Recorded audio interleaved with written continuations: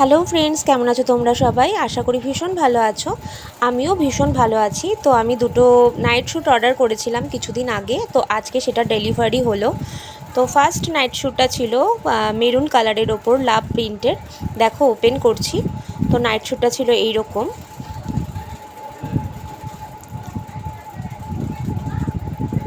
তো কাপড়টাও খুব ভালোই এসছে। এটা ছিল প্যান্ট। আর সেকেন্ড নাইট শ্যুটটা ছিল ব্লু কালারের। কাপড়টাও এটারও খুব সুন্দর। তো দেখো আমি ওপেন করছি এখানে। কাপড়ের কোয়ালিটিটা তো খুবই ভালো।